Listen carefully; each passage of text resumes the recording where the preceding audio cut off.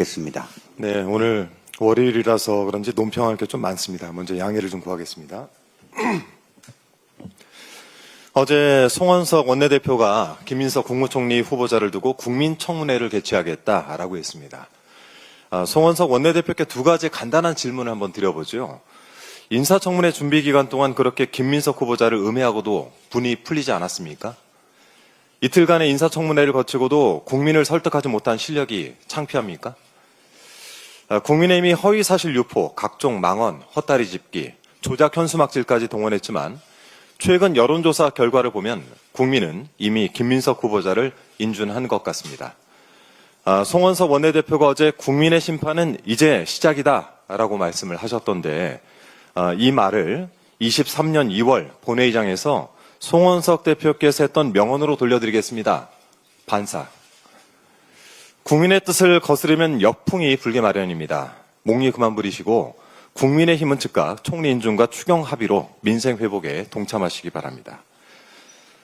부역자들에게 최후의 심판이 다가오고 있다. 어제 송원석 원내대표의 심판 운운하는 말을 듣고 보니까 지난해 7월 이준석 방통위원장 후보자가 인사청문회에 들고 나왔던 이 괴상한 문건이 새삼 떠오릅니다. 저 문장을 국민 앞에서 내보인 지가 1년도 안 된 지금 국민과 법에 의한 부역자 단죄의 시간이 시작되고 있는 것 같습니다. 김건희 특검팀은 어제부로 김건희 관련 사건을 검찰과 경찰, 고위공직자, 범죄수사처 등으로 전부 이첩받았습니다. 도이치모터스 주가 조작 사건, 서울 양평고속도로 종점 변경 특혜 의혹, 명태균 게이트, 관저 이전 부당 개입 의혹 등을 비롯한 총 16개 사건을 수사할 예정인데요. 김건희 특검 파견과 관련해서 검찰 내부 분위기를 전한 언론 보도에 따르면 검찰에게 김건희 관련 의혹들은 노다지나 다름이 없는 것 같습니다. 수사할 것도 많고 기소 가능성도 높아서 내부 실적 경쟁이 과열될 수 있다란 우려까지 나올 정도라고 합니다. 그 치열한 실적 경쟁을 김건희가 살아있는 권력이었을 때 했으면 얼마나 좋았겠습니까? 지난 3년간 수사하지 않는 김건희 의혹들을 김건희 특검팀이 최장 170일 안에 마무리 지어야 합니다. 특검팀은 오는 2일 무렵 현판식을 시작으로 수사를 본격 시작할 것이라고 전망되고 있는데 의혹 한 점 남기지 말고 성역 없는 수사로 사법 정의를 바로 세워줄 것을 부탁드립니다. 김건희 씨에게 당부 말씀드립니다.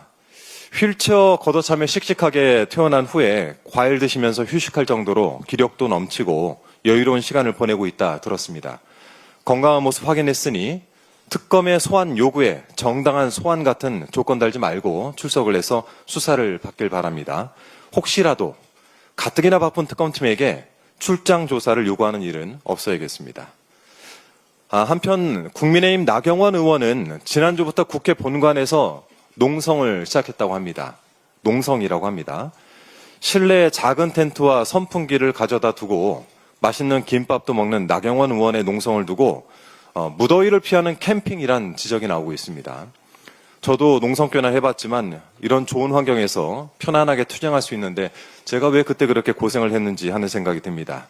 역시 선수는 무시할 수가 없나 봅니다. 나경원 의원의 캠핑 농성에 대한 비판이 나오자 전가의 보도 마냥 이재명 대통령에 대한 비난을 끄집어냈는데요.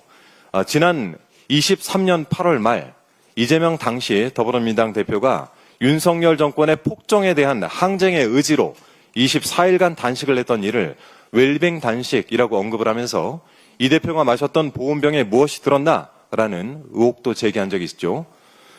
민주당 농성에 대해서는 보온병에 곰탕이 어떻고 소금이 어떻고 근거 없는 의혹들을 가져다 붙이더니 캠핑 농성으로 살짝 긁히는 게 그렇게 아프신가요?